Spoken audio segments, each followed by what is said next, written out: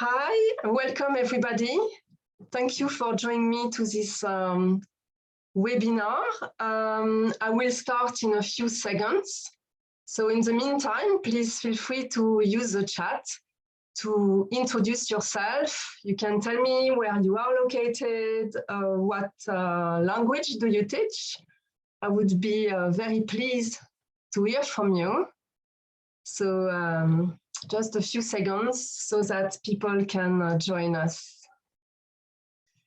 Hi, Hermie from Italy, but based in the UK. Me too, I'm based in the UK. So I'm French, based in Windsor. I am in Windsor now. Okay, anybody? No? Term Bridge. Welcome, Mabel. Ok, j'adore la langue française. Thank you. French, Spanish, German, Italian, French, okay.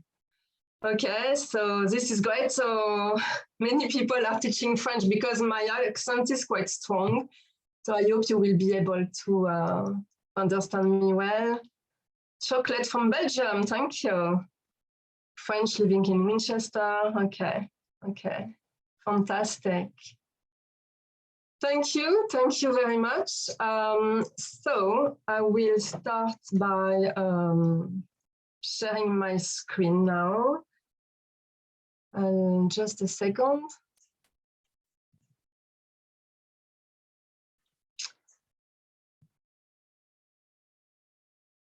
Okay. Up.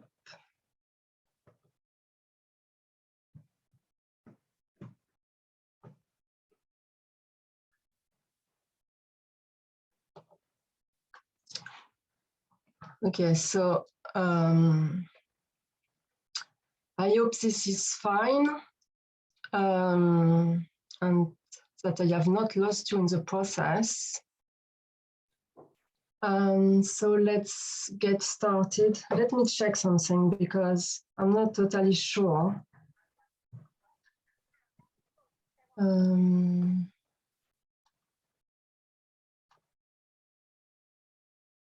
I'm not totally sure.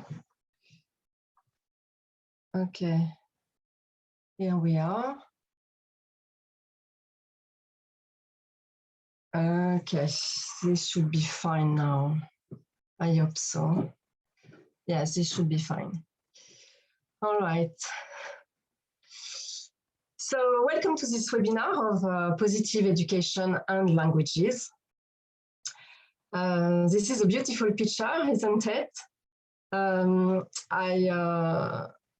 could have included a picture of a student instead, but I thought this was quite a good illustration of what we can sometimes observe in our classrooms. That is students adrift in their bubble, sometimes fearful to communicate, or students in their comfort zone to hide at the back of the classroom. So thank you for joining me today. My name is Geraldine.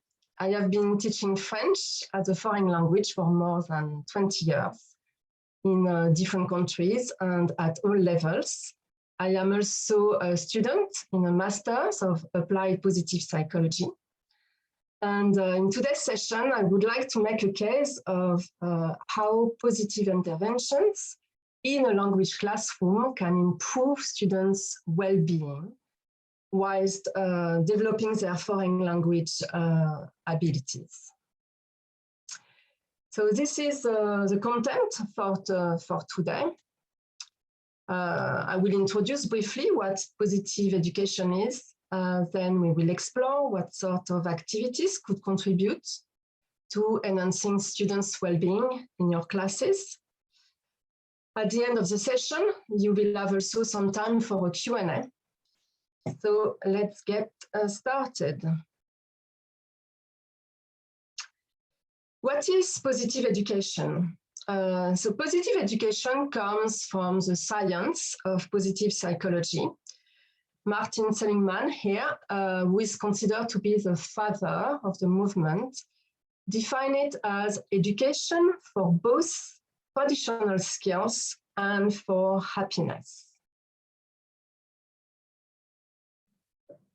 Another definition comes from the Geelong Grammar School in Australia, which is one of the first schools to adopt a whole school approach of positive education. And in 2015, they included also a preventive aspect of mental health issues in it, whereas in their latest definition, they emphasize that positive education is a field of growing research. So what are the benefits of positive education? What research is telling us is that well-being can be taught to students and has many benefits, such as increased motivation, better self-esteem, or increased engagement, which in turn impact academic outcomes. Some of these benefits are especially relevant for students learning a language. We know that students with high anxiety and low self-confidence have difficulties speaking in the target language. For example, in his book called Principles of Language Learning, Brown explains that students with low self-esteem create walls of inhibition to protect what they consider to be a weak or fragile ego or a lack of self-confidence in a situation or a task. So this is where, among other things, positive education can make a difference. But don't get me wrong, with the field of positive education, we don't work on problems such as anxiety, but we focus rather on enhancing positive traits. And in a recent study in 2017, DeWill and its colleagues pointed out that instead of worrying too much about anxiety, teachers should instead strive to boost foreign language enjoyment. But concretely, what can we do? So we can embed positive interventions in our curriculum. So let me first define what are positive psychology interventions. They are called PPI, and they are a set of scientific tools and strategies that focus on increasing happiness, well-being, and positive cognitions and emotion. Be aware, however, that to qualify as a PPI, the activity need to be supported by research.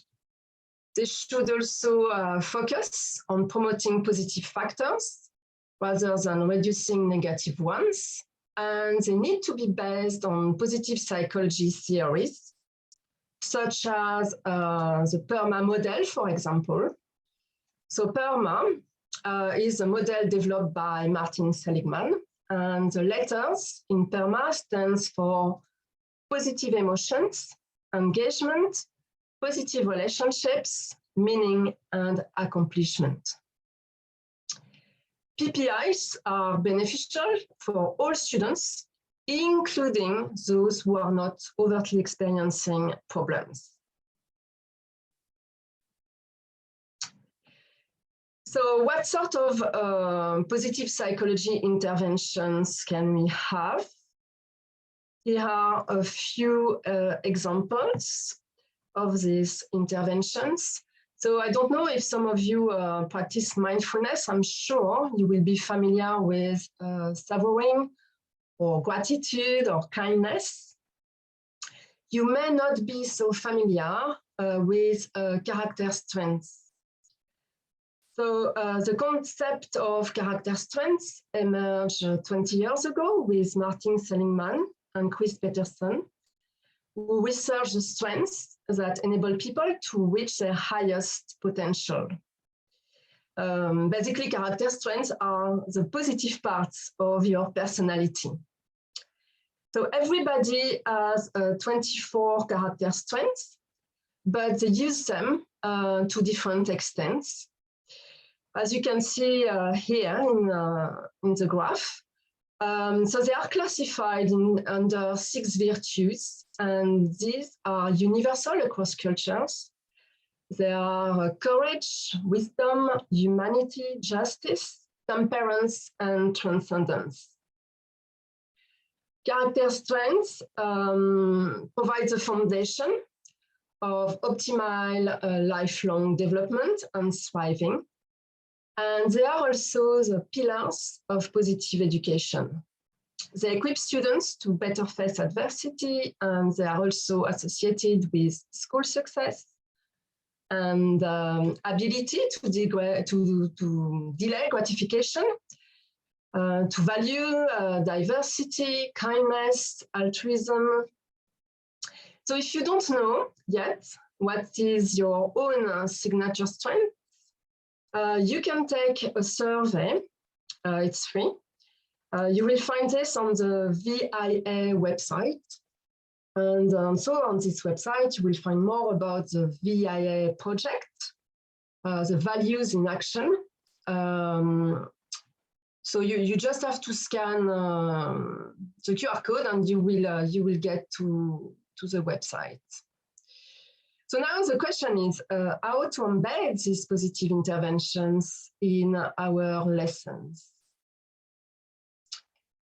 So for example, at the Geelong Grammar School, students wrote narratives about the time when they were at their very best.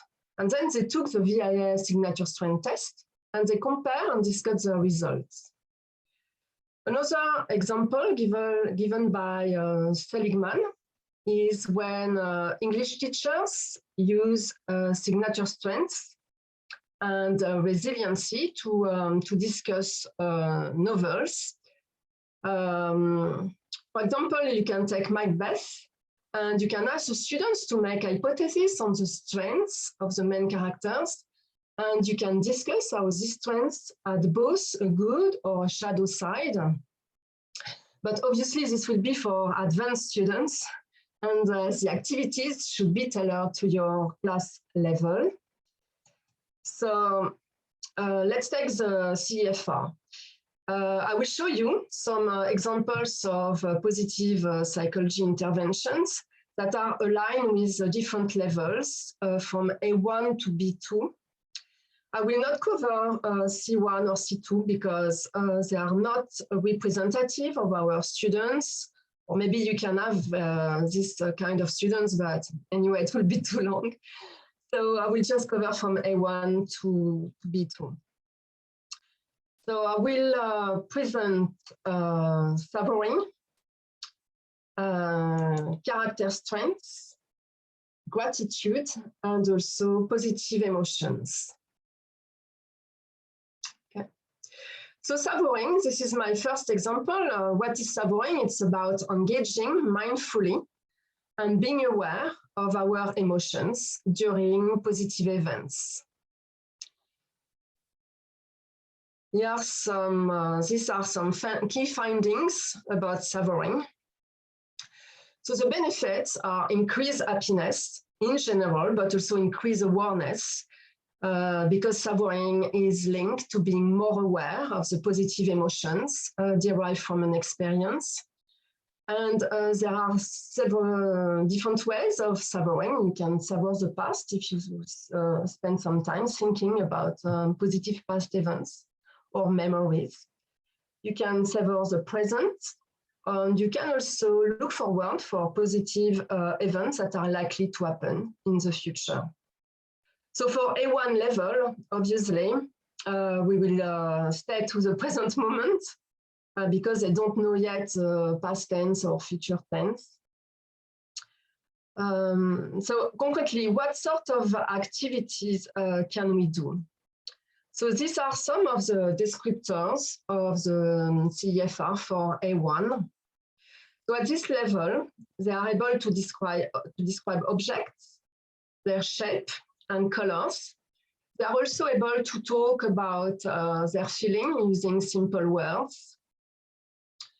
So after introducing savoring, I suggest as an activity that you ask your students to bring an object that is meaningful for them, so that they have attached emotion to this object.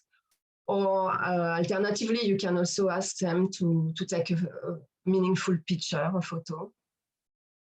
Then, using the target language, they can describe the object and they can share their positive feelings about it with the other, with their peers.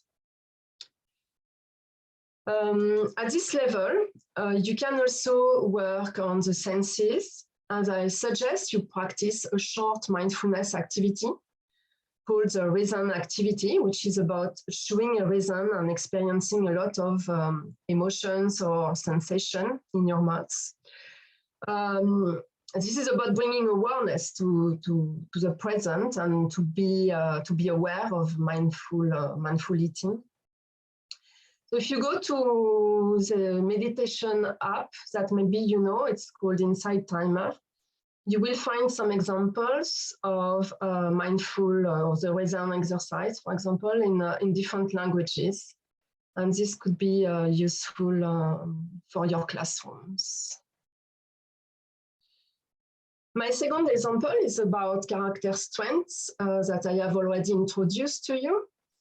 So knowing our strengths has been shown to have many beneficial effects in our lives. These are some of the findings. There is an abundant literature on this topic, and research really indicates a strong correlation between strengths, performance, and life satisfaction. So to work on character strengths, as you remember, we have 24 character strengths. So I think it's useful to develop some visual material in the target language to conduct an activity. So to have cards, you have several options.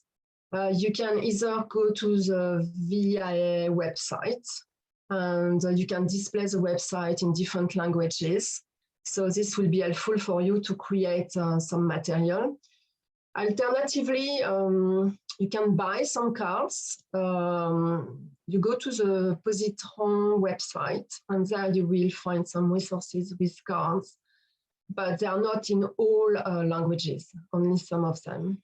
So it depends what language you are teaching, but you will find them, I think, in Spanish, German, French, Italian. Okay. So these are the descriptors for the A2 level, as I said before. So you can introduce character strengths in the target language with the name of the strengths and their description, because it's not too difficult to understand. Here, for example, there is an example of a strength, which is humor. So this is displayed in French. The wording is a bit, but you can help the students, you can explain. I think it's not too difficult. It's best to run this activity as a group activity with cards for each group. So this could be an activity. So you can give different cards, and students can discuss how strongly they identify with the strengths on the cards they have received in their groups. They can talk about their weakest strengths and how they can be improved. You can also give students the list of the strengths and ask them to find out who in the class possesses the strengths. And even you can give them a homework, because the survey takes quite some time to take. So as a homework, you can ask them to take the survey, the VIA survey in the target language, and to compare also their results with their assumptions. They can also prepare a short text where they present their family members, including their strengths. Or, if you want to develop their cultural competencies, you can ask them to choose a celebrity from the country where the target language is spoken. And you can ask them to present her strengths. I've chosen here Chiara Ferragni as an example. So I'm sure every students know her. Everybody, she's very popular among students. For the B1 level, I will give you an example of an activity based on gratitude. So hundreds of studies have documented many benefits of gratitude. Gratitude reduces depression and improves physical and mental health. It has also a big impact on improving relationships, which is vital for well-being and happiness. So here again, the key findings from research about gratitude. I'm giving you a few seconds so that you can read the slide.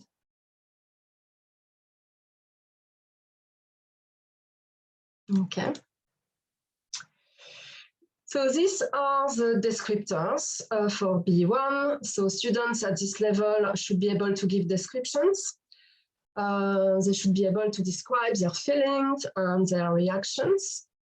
They should also be able to explain their plans or actions. I found this match well an activity called 3 Good Things, which is very famous in positive psychology. So this is a very simple activity, but it's very powerful. It consists of writing down 3 good things that happen to you each day. They could be small things, such as seeing a friend, or big things, such as taking a dog or having a newborn in a family. And for each of these good things, you reflect on why this happened, why this is meaningful, and how you could increase the likelihood of having more. And people who did this exercise every night for 1 week were happier and less stressed for 1 month, 3 months, and even 6 months later, according to research. Another exercise adapted to B1 is to ask students to write a gratitude letter. And this exercise works better if you deliver the letter to the recipients. And maybe if you are doing that in the target language, obviously this could be an example. So my suggestion would be to ask the students to write a letter to somebody in the class instead. Another suggestion is also to practice a loving kindness meditation.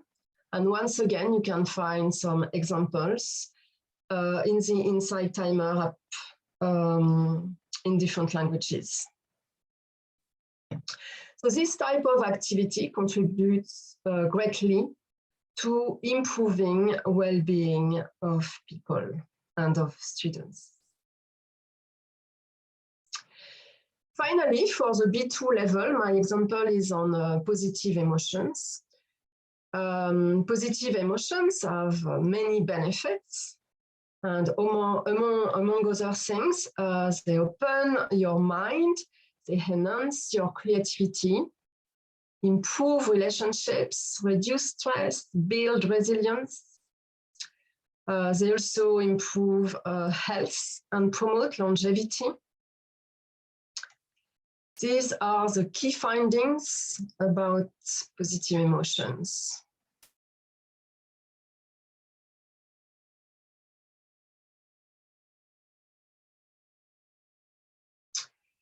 So in your class, you can start by working on the vocabulary of the emotions. You can ask students, what are the positive emotions, when they experience them. If you want to know more about that, the leading scientists in the field is Barbara Fredrickson. She has identified 10 positive emotions, so they are easily to find. You can discuss them with the students. As an activity, B2, I would suggest cognitive reframing of negative events. So this has great benefits for improving resilience. For this activity, you can use real-life scenarios given by students themselves, or alternatively, you can discuss a movie or a book in the target language. Students will have to describe the emotions involved. They can identify the bigger picture and suggest positive actions to reframe the situation. What you can do also is to encourage a random act of kindness, which brings a lot of positive emotions in your life. And then you can discuss with the students their experiences. Okay, I think this is all. I will have now a few Q&A, so we still have time for a Q&A. So I will end the slide now, and if you please use the Q&A button, not the chat, because in the chat we can't really see very well all the questions. So please use the Q&A. So Sonia asked, please, can I have a copy of the slides? Yes, absolutely. So the best way for this, I'm quite sorry because I have a website, but it's not updated. So I could have put that on my website, but I didn't want to share my website because it's really work in progress. So can you please keep in touch with me via LinkedIn? So you have my name here, and send me a message through LinkedIn, and I will send you the PowerPoint through LinkedIn. Another question, I am curious to know about your own experience in class with this activity. Okay, so in class, I have not experienced them all because I was teaching at B1, B2. So I have not yet experienced the A1 and A2 level. So please try the activities yourself and let me know how it goes afterwards. I would be very curious to know. When I conducted this with my students, it went very well. Also, we spent like more time than expected on positive emotions because I was so enthusiastic about the subject.